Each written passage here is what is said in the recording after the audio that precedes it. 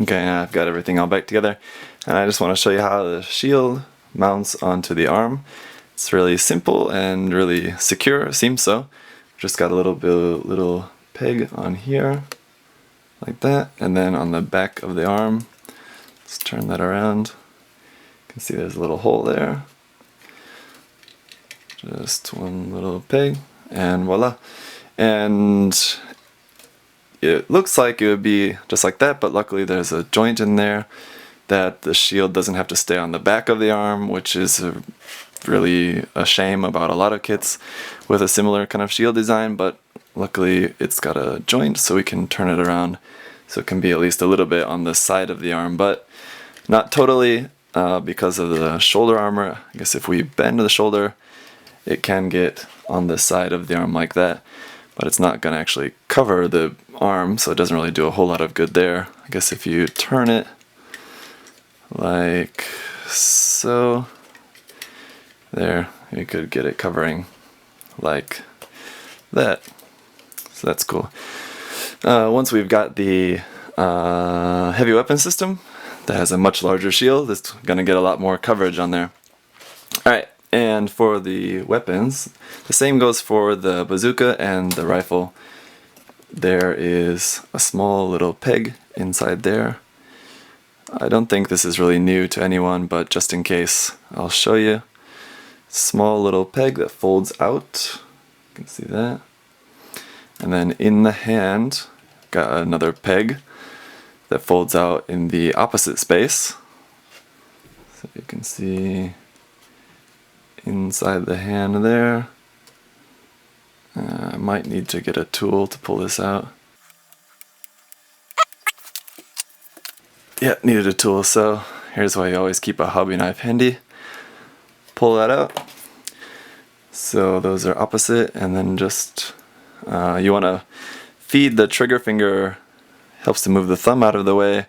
Feed the trigger finger in through the trigger hole first, because otherwise you're not going to be able to bend it through there.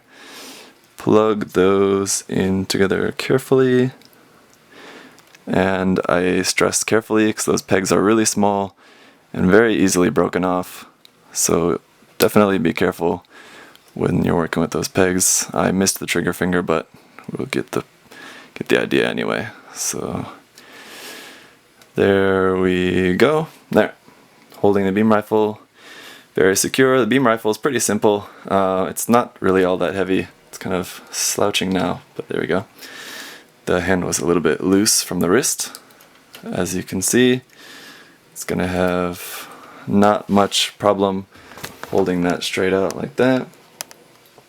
And I guess we can go ahead and try to put the arm straight out, and you can see just how well that's going to balance.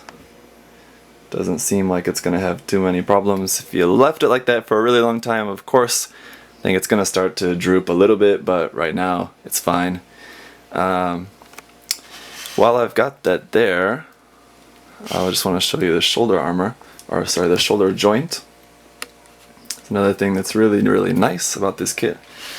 Although where it's connected inside the torso, it's only connected by a polycap, which seems a little bit strange for such a kind of big, large joint and heavy joint and joint that's going to get a lot of use. I think that should have been a hard piece of plastic to connect that. But we'll see if it really causes any problems. I think it might, but I could be wrong. So you can see it comes out quite a bit there. It's going to come forward quite a bit. We can reach all the way up and around there. Of course, no matter how articulate a shoulder joint is, I mean, when you've got a large chest, large shoulder armor, that's going to keep you from getting too far away from the body, and you don't want the joint coming like way out. It's going to look strange, but as it is, it's really good. Alright guys, and since I was doing some posing to take some photos, and I thought this pose looked pretty good, I'd say, I just wanted to show you what it looks like with the weapons mounted and actually posed, rather than just showing you what the weapons look like while I'm playing with the kit, trying to show it to you. So here's a look at that.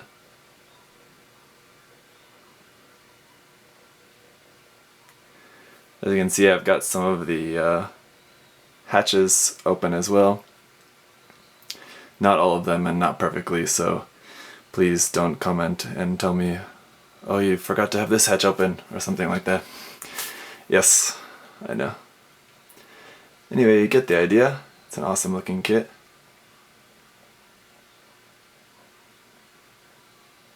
One thing I've never really liked about the Hainu is this bird looking backpack. The old Master Grade actually wasn't so bad because it didn't have this kind of beak looking nonsense on the bird. It was just a stabilizer that just came to the end. But almost every other version has this, so that it looks like a bird on its back. If I can avoid looking at that, obviously it doesn't really bother me much, but when I look at it I just can't help but thinking that, and I think it looks kind of stupid. But that's easily solved. Just don't look at the back of it, just look at this awesome front instead. Alright, and this is it. This is the last thing I'm gonna show you for this kit. I've gone and put 3 of the fin funnels out on the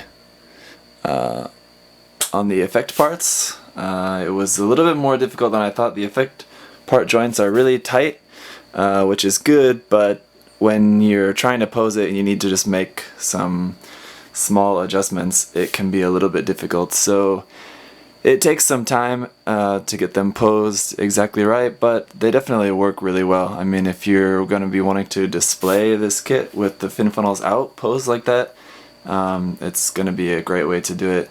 Now you can see, maybe not that well, but the exact orientation of the fin funnels, they're a little bit crooked or a little bit too wide, too short like that.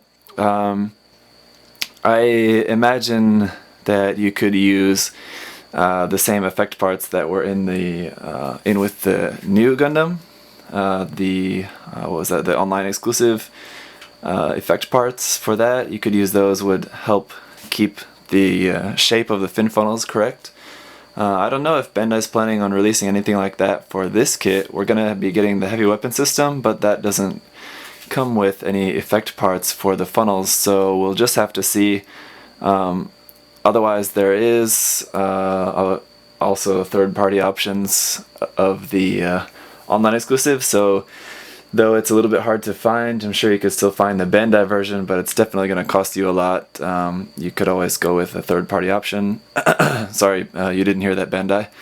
But yeah, I'd say it's a really, really awesome kit. I'll be showing it to you again once I get the heavy weapon system parts. I'll do an unboxing and a review of those with the kit, and I'll have lots more stuff to show. So anyway, thanks for sticking through this very long review, and look forward to more stuff coming soon. Thanks for watching.